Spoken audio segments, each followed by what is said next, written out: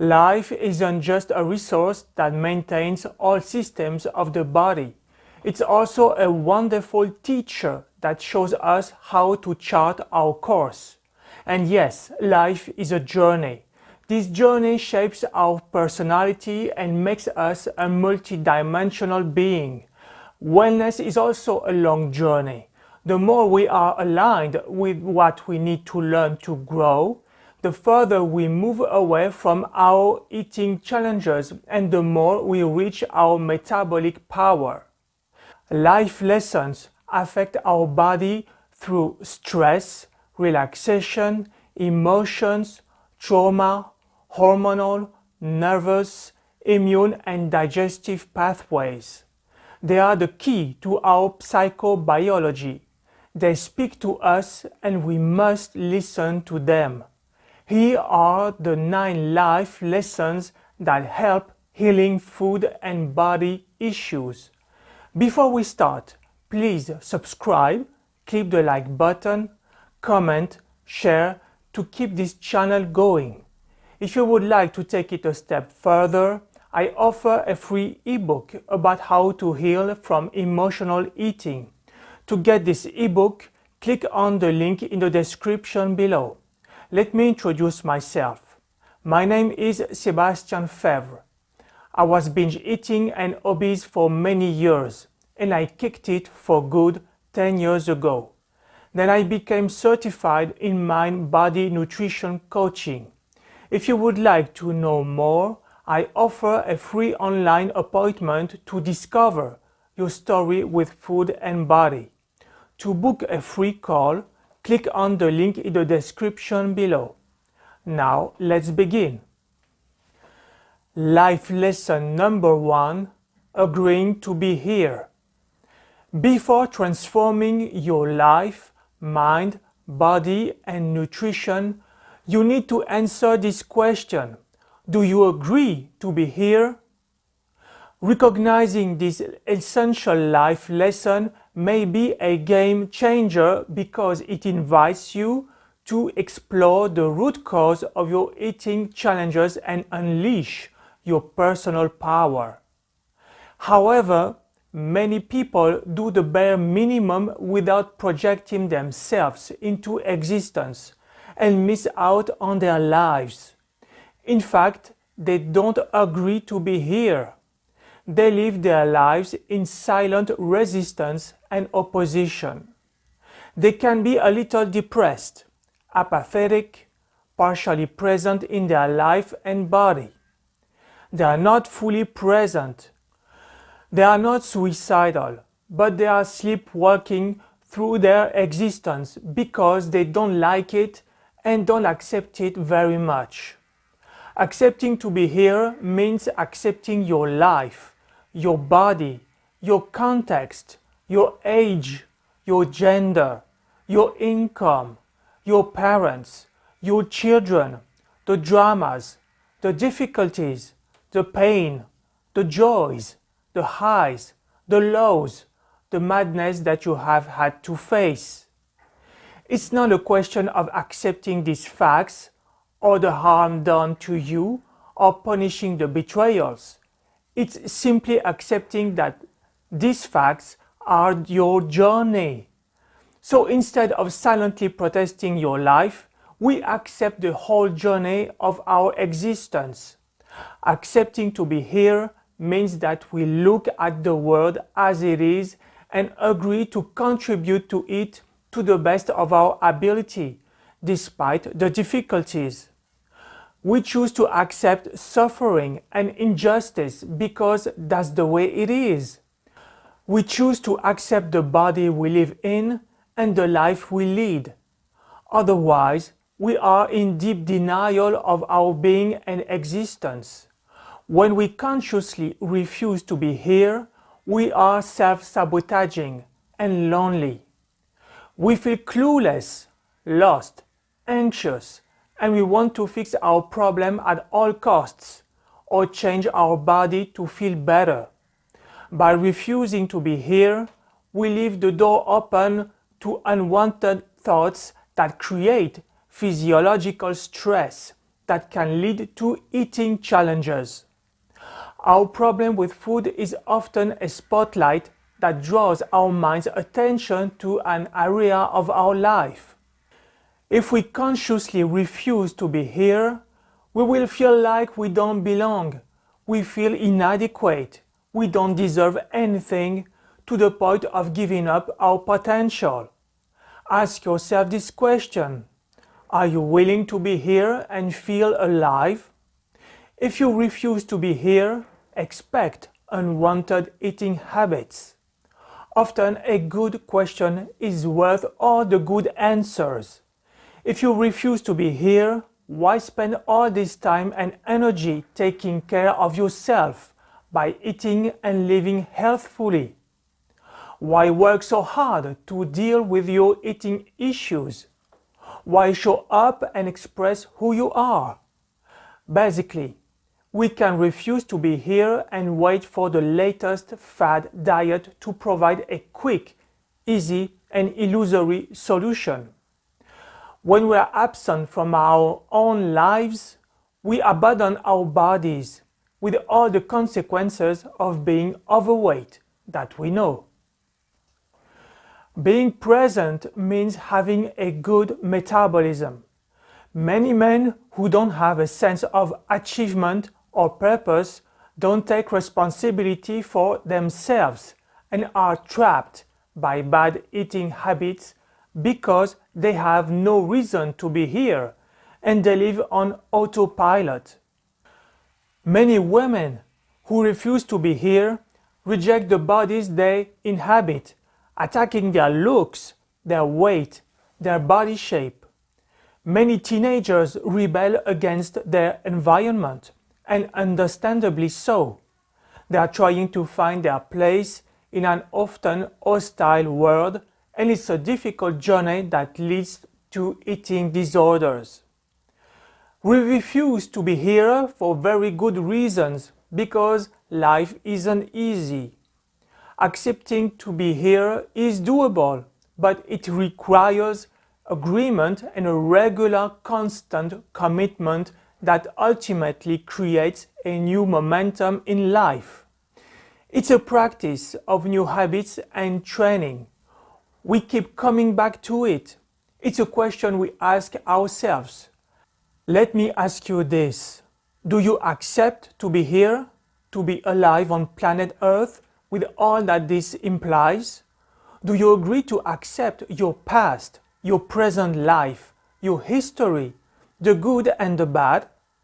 Do you choose life? Do you choose you? It's time to think hard and move forward. List the reasons why you refuse to be here, and also list the reasons why you will accept to be here. How can you change your inner and outer world? What would your new typical day look like? How can you accept what is and what has been? What is worth living for? Go ahead, take some time to think about these questions. The answers may surprise you. It's all about improving your life, making it the best it can be, no matter what problems you encounter. That's the best sign of self-acceptance and self-esteem. Life lesson number 2, forgiving. This is the second important lesson that life teaches us. When we live with resentment, we fight against ourselves and keep that negative energy in our bodies. Yes, forgiveness is complicated. It's not about encouraging someone's bad behavior against you. It's not about making them your friend. It's about telling yourself deep down that you're moving on. You have to choose. Either you devote your life to suffering that resentment, or you let go and learn from a difficult situation. You stop holding a grudge against someone who has made a mistake, and you free yourself from a weight. You feel lighter mentally and physically. To forgive is to admit that people usually, not always, do the best they can, despite their deplorable actions. Who can we forgive? Parents, sexual abuse, women, men, ourselves, someone who has betrayed us, someone who has left us, an ex-partner, life, God, if you are a believer. Let's talk about forgiving your parents. Many people who haven't forgiven their parents have eating disorders and body image issues. We often blame our parents for our upbringing, our struggle, and our unhappiness, and probably rightly so. However, at some point, we have to stop blaming, judging, and resenting our parents. And you will ask why we have to do this? Because they are our point of origin. We carry half of each parent's DNA within us. We are deeply connected to our parents. Attacking them is attacking ourselves. Forgiving them is an act we do first and foremost for ourselves. If we don't forgive our parents, we are denying our own existence and denying ourselves. This self-denial can make it difficult to get out of our eating challenges. If we don't forgive our parents, we are metaphorically still living with our parents. We don't emancipate ourselves. We don't move toward responsible adulthood, and we continue to struggle with food and body. Is this true for everyone? No, but for many people with eating disorders, it is. We don't have to forgive face to face, although it can be very liberating. At least we forgive in our minds. So tell me, what about you? Are you able to forgive? Who do you forgive? What is the advantage or disadvantage of not forgiving?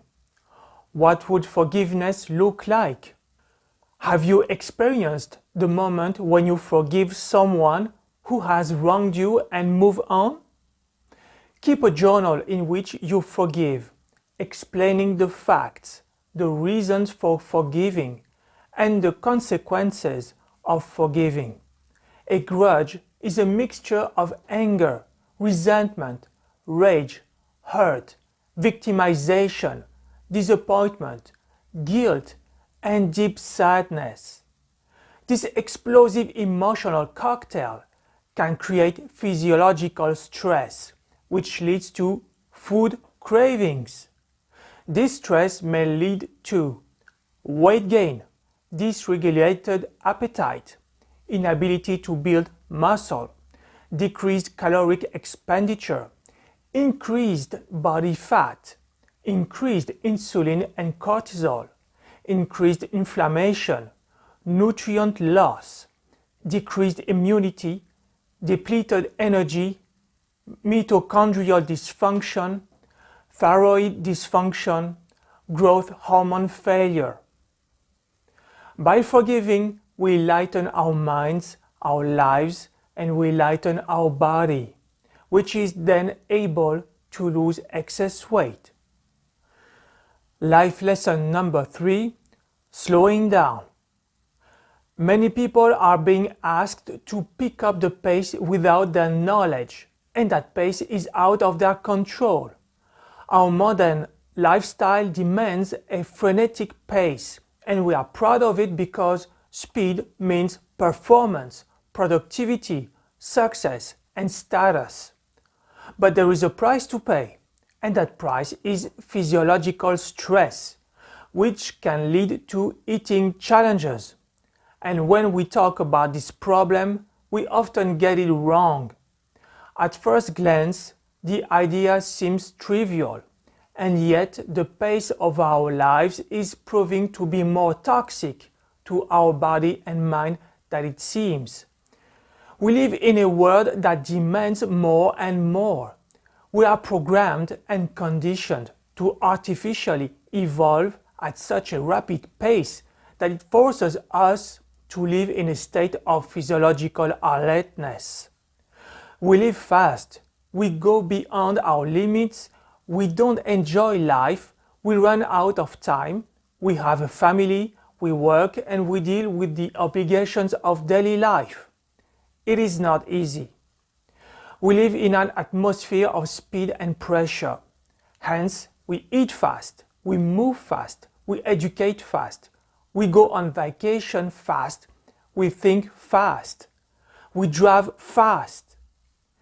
We live at a pace that we think is normal, when in fact this lifestyle is out of sync with our true selves. Faced with such a situation, we disconnect from our body wisdom.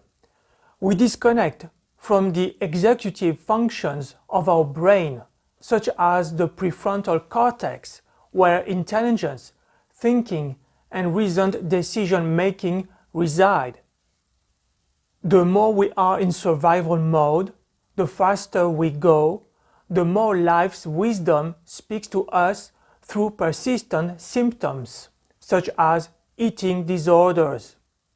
When we talk about slowing down, we mean having time for ourselves, reclaiming relaxation, feeling the present moment, listening and observing, letting go of survival mode, inhabiting our bodies, being fully human, trusting life. Slowness is natural. Through a habit, it always precedes and follows what is fast. Serenity and stillness give rhythm to the world. What about you? Do you feel that everything in your life is moving too fast? Do you feel overwhelmed? Do you talk fast, eat fast, move fast, have things happen unexpectedly? Are you unfocused? Don't you take the time to stop? If so, you may have food and body issues caused by physiological stress, and you won't be able to heal until you slow down. No doubt, your lifestyle doesn't allow for more time and less stress, but you can catch yourself and learn to slow down, relax, breathe deeply, and find some peace in the chaos. It's about creating moments of fulfillment for yourself. We are capable of it, but we don't know it. When you're overwhelmed, you need to get into a different physiological state. You need to create a mental space where you can rest. Otherwise, you'll become addicted to stress, depression, and apathy. It's a learning process and a practice. Slowing down in your existence, in your mind, in your inner world is a very important life lesson.